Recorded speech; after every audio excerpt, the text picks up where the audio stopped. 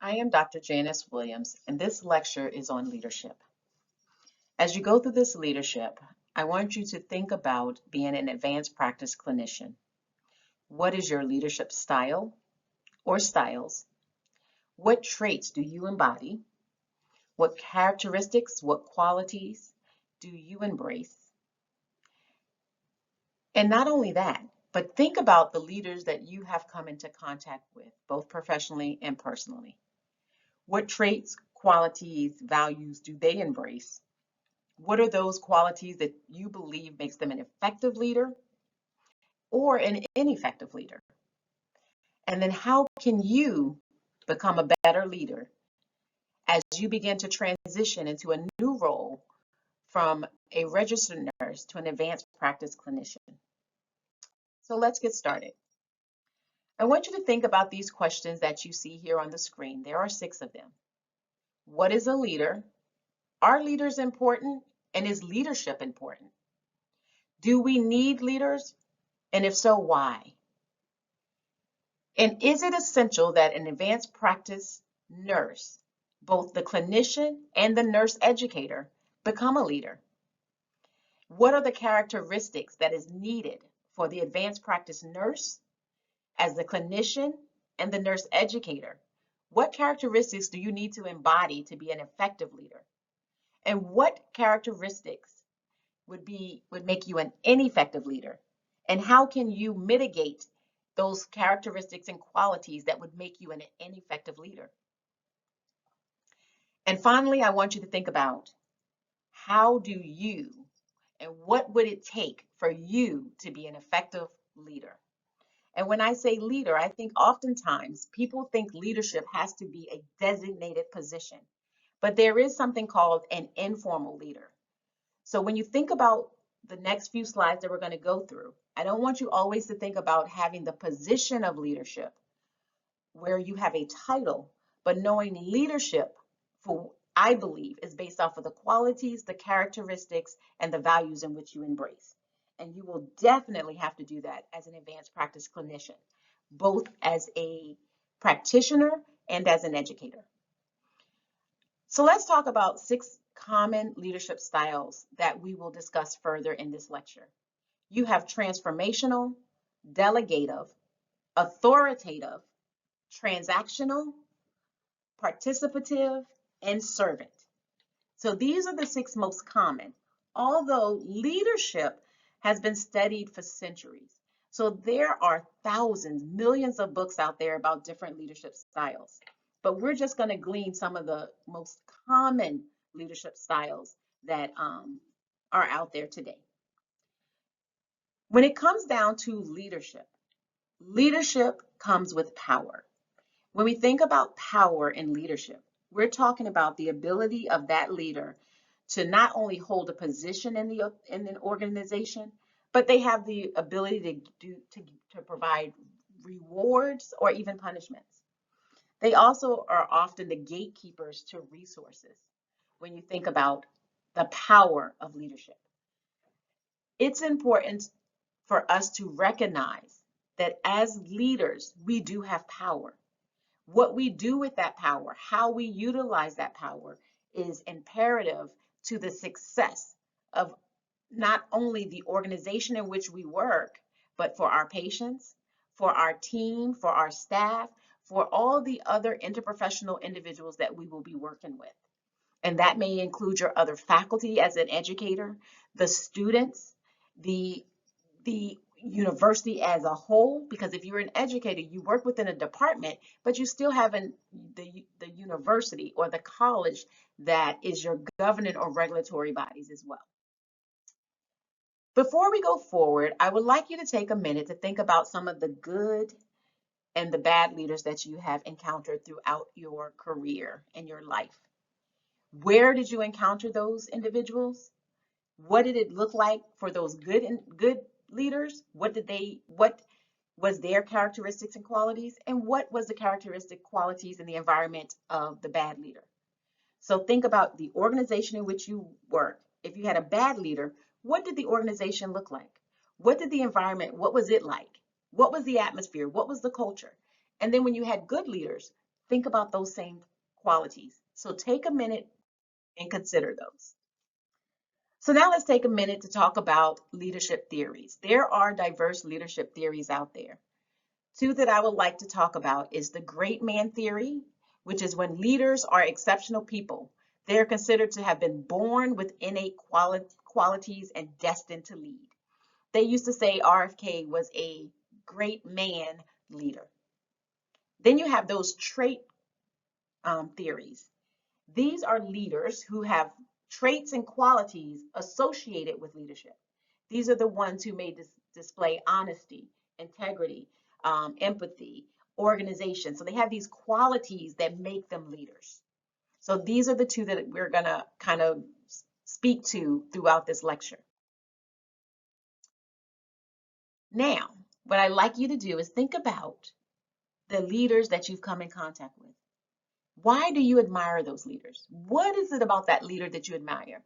So when you think about either educators or professors that you, if you're going to be a nurse educator, when you think about other educators that you have seen to be leaders or you perceive to be a leader, what qualities do you admire in them?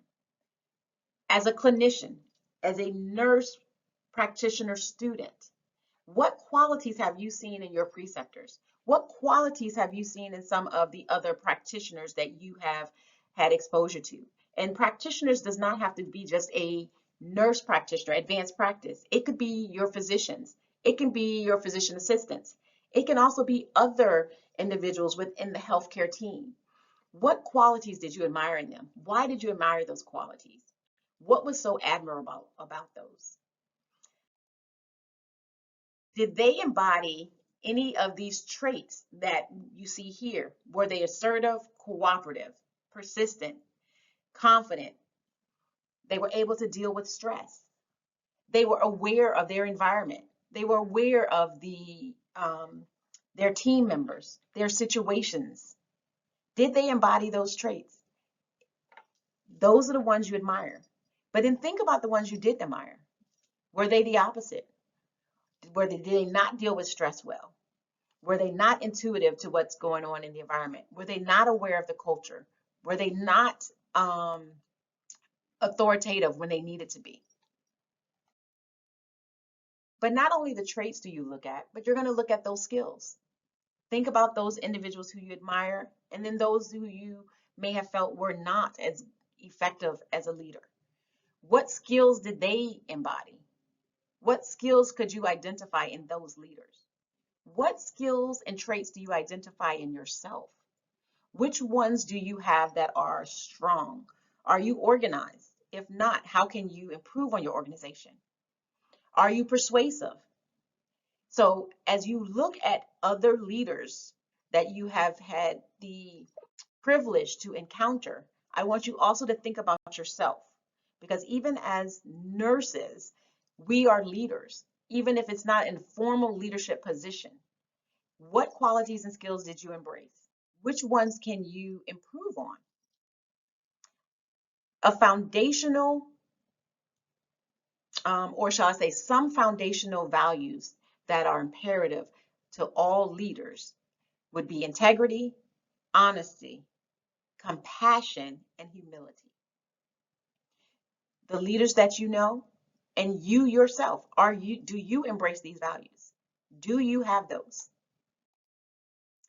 So let's talk a little bit about leadership theories. They are functional theories that exist. And when we're talking about a functional theory, leadership theory, we're talking about individuals who are leaders and their main concern is the interactions of the task, the team, and the individuals.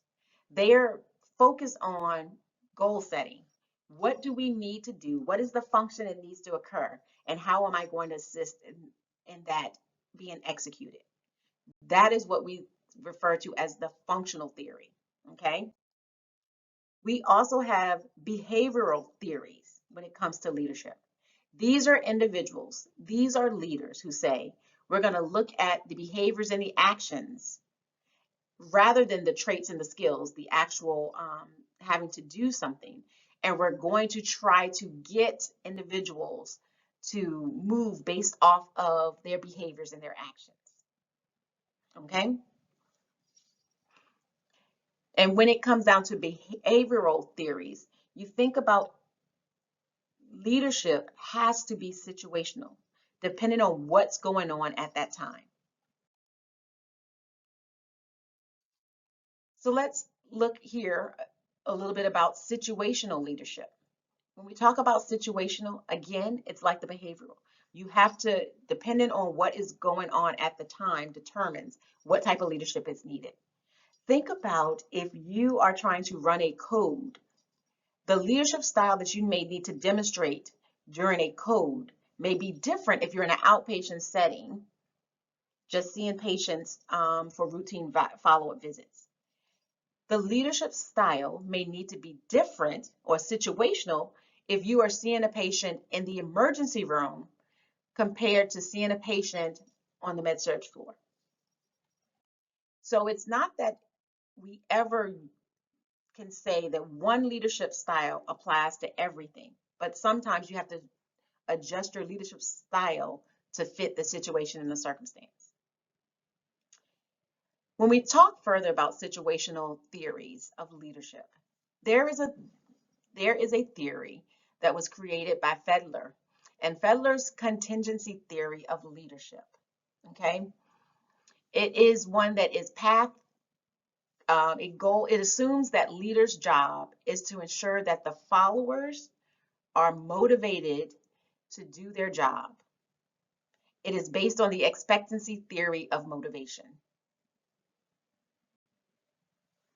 Okay. There is also the leader-member exchange. That's when the leaders may use different styles with different members of the same work group, and is based in part on perceived similarities and differences with the leaders. There's different relationships with each member of your team, so the leadership style you use will be based off of that relationship that you have. It's not one leadership style goes across the board to everyone. You also have Vroom-Jago-Yetten's model.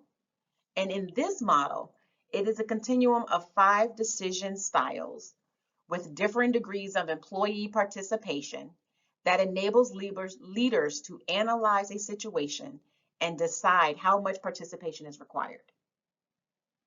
So everyone may participate at a different level. And then there's also the Hershey-Blanchard situational leadership. And in this theory, we provide practical ways for a leader to decide how to adapt his or her style to the task. Do you need to delegate? Do you need to participate? Do you need to sell it, or do you need to tell it? So what type of style you need is based off of what the adaptation necessary to get based off of the situation.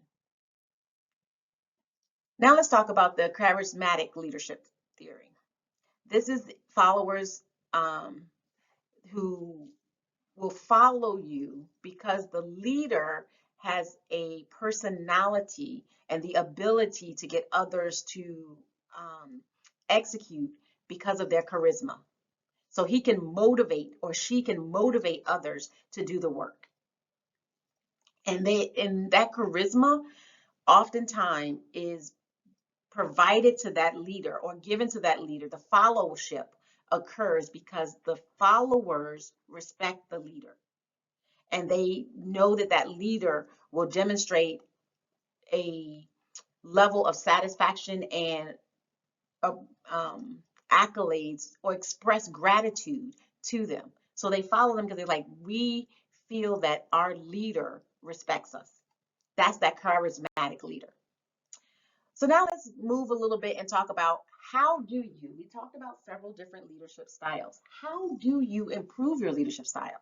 So when you think about the diverse theories out there, when you think about the 6 main types of leadership styles that's out there, how can you improve your leadership style? You can do it, I believe, in 6 ways.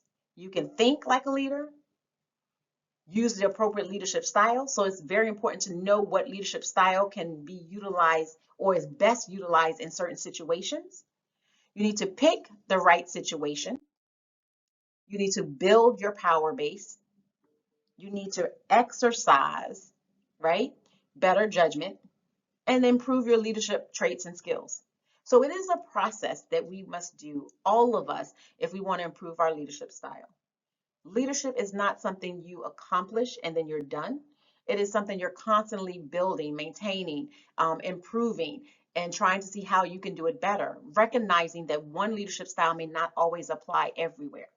I do believe that many individuals possess more than one leadership style, and you use the leadership style. You have your dominant, and then you have other leadership styles.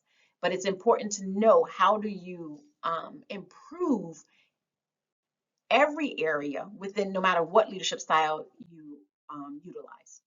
But it's also important to know your leadership style, because those who may be on your team that may be following you also have their own leadership styles. And so knowing how the leadership styles can work together to improve the outcomes for all is important. Let's talk about transformational theory. This is when leaders inspire individuals, they develop trust, and they encourage creativity and personal growth. That's transformational. So it is about developing others. It benefits the group, the organization, and society. It is beyond just one's self-interest, but is an exchange. It is about growing others. It's about improving for the situation for everyone. There is also a leadership style known as transactional, right? Transactional, and then we have transformational. When you talk about transactional, that is leadership actions that focus on accomplishing a task at hand. So it's an exchange, right?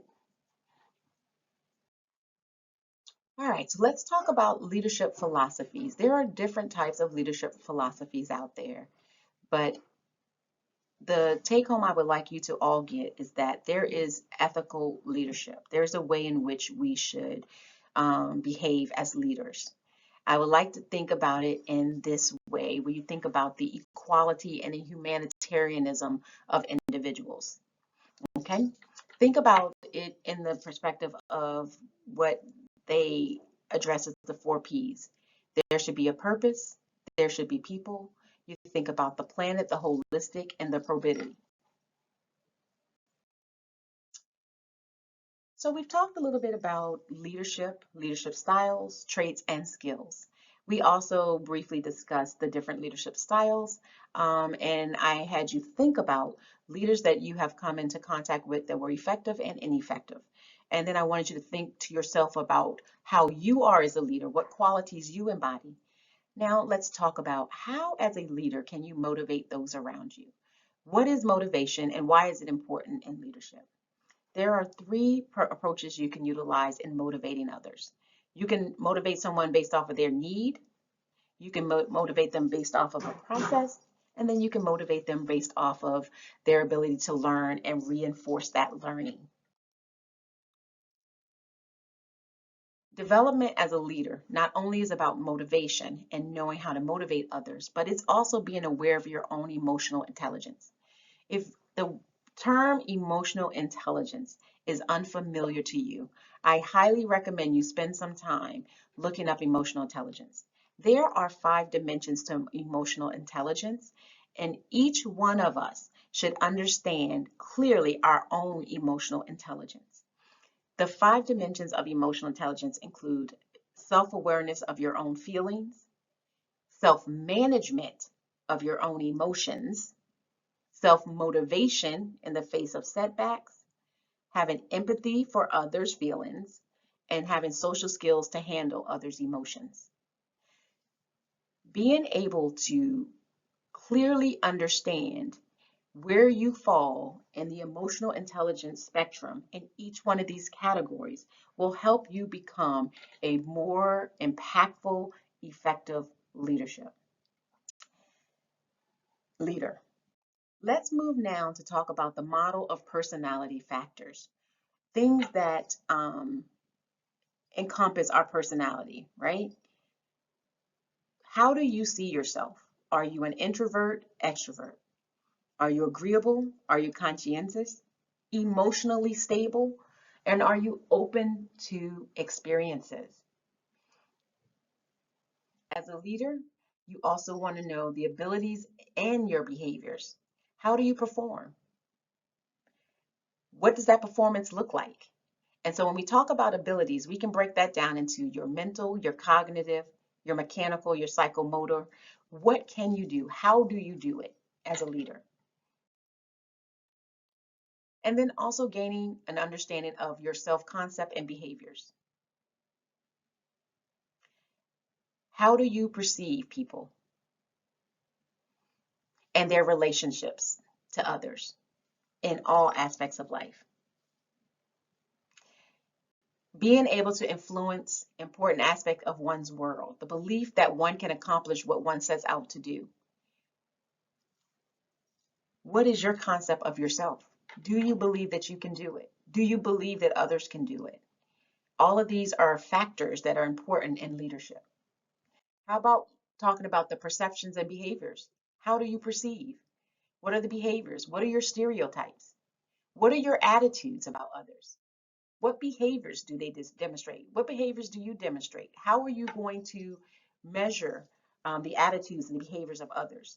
Are you intuitive enough to be able to look at not only how individuals communicate verbally, but also their nonverbals? All of that is important as a leader. You know, it reminds me of an example of when we say, we're in meetings, and if there's a meeting and everyone is quiet, so people are like, oh yeah, that was a good meeting. Was it a good meeting, or was it that people are so disheartened or so numb to the situation that they just are not responding? They're no longer communicating. I like to call it, I think the research is calling it now, the silent, um, they're calling it the silent resignation. And what they're saying is that individuals, although they haven't physically left the job, their silence is telling you that they've really left. They've really checked out. They are not, they're so frustrated with the situation and they can't move right now that they're just not saying anything. So although they physically have not resigned, they emotionally have. And then thus it makes it harder. So as we continue to talk about motivation, let's talk about the need-based approach. Remember, this is when we said, when you think about what is the need of the individual, and that's what you're going to target. I want you to think about Maslow's hierarchy of needs, right? So a patient has a need, and that's how you get them to respond um, and do what you would need them to do. When we think about Maslow's hierarchy needs, as we go down the ladder, we have the more physiological needs. As we go up, we have the higher level of needs. So if we meet the lower physiological needs first, then we're able to go up the ladder. So that's what we mean by the needs-based approach. So when you think about the needs-based approach with motivation, let's think about how it relates to growth. When we think about Alderfeld's theory of human need, it focuses on three needs: existence, relatedness, and growth. Okay? And then you got Herzberg's hygiene motivator. This is a two-factor approach. You use Maslow's hierarchy and you separate it from the lower from the higher level needs. So we talked about the needs approach to motivation. Now let's talk about the process approach. In the process approach, there are several theorists who have theories about how to motivate people through a process. You have theorists like Adam's equity theory, you have Locke's goal theory, and then you have the goal theory of motivation findings, and then you have Vroom's expectancy theory. These theories look at how to motivate an individual based off of a process. When we look at the learning reinforcement approaches to motivation, we're talking about learning to have a permanent change in that behavior. And the motivation is going to be based on the experience, tends to be an instinctive rather than a product of a deliberate thought process. So it's instinctive.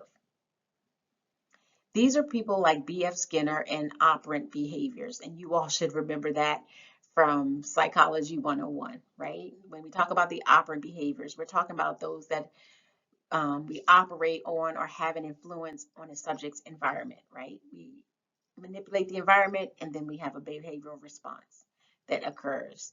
And then you have that contingent reward, a reward that is contingent or dependent on the performance of a particular behavior. If you remember the mouse in the maze, they knew that once they could get through the maze, they got the cheese, and then they could basically train for a certain behavior. So that's what we're talking about, that learning reinforcement. We teach you something, something is reinforced, and then you get the result at the end. Okay, so I want you to think about that when it relates to providing care to a patient or even getting your team motivated to do something. If you have a team and say you are going to have to, I don't know, work through lunch, right? What gets the person motivated to be able to go through that and do that, right? Or get a process down. If you're going to change a process within your daily routine for seeing patients, how do you motivate your team to take this new process on? What is going to be the reinforcement that you're going to do so that you can keep that process in place and that people just don't go back to what they're used to? So you have to think about what that may look like for your team. If you want to start a new process when it comes down to teaching, you want to implement a new strategy, a teaching methodology. What is going to be the motivation and the reinforcement that you're going to do so that that process can continue on? So that's how you utilize these different approaches to motivating individuals. So remember, we did a needs based approach to motivation, we did a process based to motivation, and then the learning and reinforcement to motivation. This is just giving you more details about the learning reinforcement to motivation. And now let's talk about the leader's responsibilities. What is your responsibility as a leader? So thus far in this lecture, we've talked about the diverse leadership styles out there, the 6 most common. We talked about how do you motivate. We talked about the traits, the values, and we also introduced some theories. So what is your responsibility as a leader, right? Your responsibility is to guide, to coordinate, to provide structure, to clarify some things and some methods, to help focus, to provide some visions. That's what you are required to do as a leader. And also to know that you are responsible and you are accountable for what you do. And you should know the difference between the two. What is the difference between accountability and responsibility? Accountability, you're liable, you're answerable. Where responsibility, right, can be delegated, okay? But the accountability cannot. So I can be accountable to make sure that I see my patients and deliver their medications. I may choose to give some of that responsibility off to someone on my team. However, the accountability is still mine, although I may have given them the responsibility of doing it. And in good leadership, we understand that ultimate responsibility lies with us. You give credit to those who have helped if you had to delegate any of those responsibilities, but you recognize that you're going to get the blame if things do not go well, regardless if you delegated that responsibility or not. And know that accountability can never and be delegated to someone else. It is always that leader's account. You're always accountable, right? So here is 10 ways in which you can motivate people in your environment or those members or those followers that are under your leadership. 10 ways to do that is to set goals. You can do pay for performance. And in today's time, not often is that happening. So you may have to think of creative ways in which you can reward your team. You can do it by improving merit pay. That's not always an option. So then that's again, you got to think of other ways. Do recognitions, and that can be in a diversity of ways. You can recognize during meetings. You can recognize through emails. You can send little love grants, different ways. So sometimes we as leaders have to be very creative in what recognition looks like. positive reinforcement, behavior management, empower your employees, enrich their jobs, allow them to work at the highest level of their degree, and sometimes it's also training them in areas that maybe they're interested in and don't have the skills and expertise in, but they will feel fulfilled because they're able to get something out of the experience. Use skill-based pay and provide lifelong learning opportunities. The research is very clear that when individuals feel that they are being utilized at the top of their license, when they feel respected, when they feel like there are opportunities for them within the organization in which they are employed or working, that they are more satisfied with their jobs. And although I just mentioned to you 10 ways in which you can motivate your team members and those who you are leading, it is imperative as a leader that you recognize that you may be leading a team, but your organization is much bigger than you.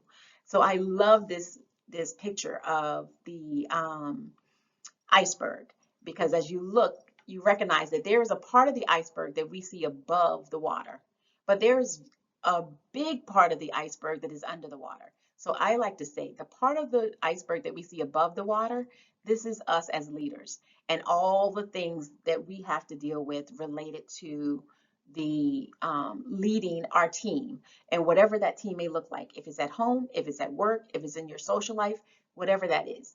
But under that water is a whole nother structure, a whole nother culture that impacts what goes on top of the water in your iceberg.